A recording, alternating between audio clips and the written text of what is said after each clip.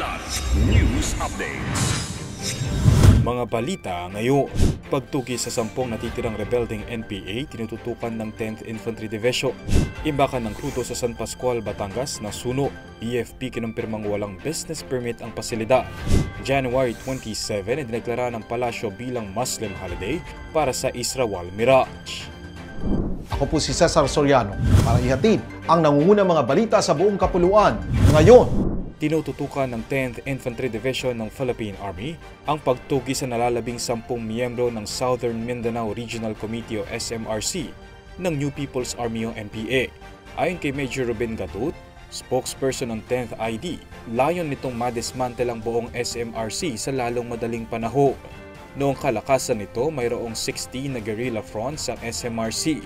Company size unit na kada kumpanya ay may 60 hanggang 80 na kasapi. Mayroon din itong 9 na vertical units na binubuo ng armed guerrillas na responsable sa pananambang at harassments. Lahat ng ito ay nabuwag na ng militar at kung magtatagumpay ang 10th ID sa pagbuwag sa SMRC, ito ang magiging unang pagkakataon na tuluyang na-dismantle ang isang party regional committee.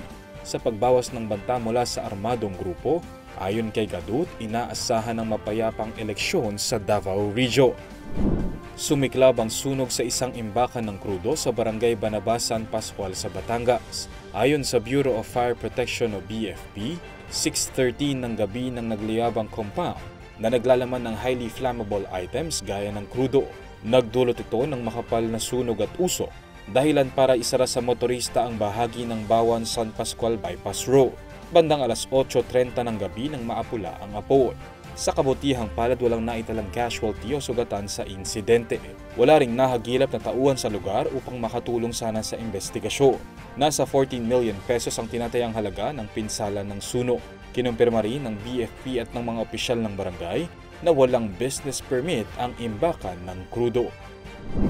Idineklarang holiday ng Malacanang ang January 27, 2025 Lunes para sa mga Muslim bilang pag-obserba sa Israwal Miraj o ang Night Journey and Ascension of the Prophet Muhammad. Ayon kay Executive Secretary Lucas Bersamin, gugunitain ang holiday partikular sa Bangsamoro Autonomous Region and Muslim Mindanao o BAR at sa ilan pang Muslim area sa bansa na nasa Muslim Code. Para sa mga Muslim na nasa ibang lugar na hindi inoobserba ang holiday gaya ng National Capital Region, sinabi ni Bersamin na excused ang mga ito na magpaliban sa trabaho. Sa Islam, ang Israwal Miraj ay ang gabi na umakyat si Propetang Muhammad sa 7 stages of heaven at nagsimula ng milagrosong paglalakbay mula Mecca patungong Al-Aqsa Mosque sa Jerusalem. Para sa Kidlat News Channel, ako si Renz Zalanon, nag-uula. ako po si Cesar Soriano kasama nyo sa bawat pagputo ng balita.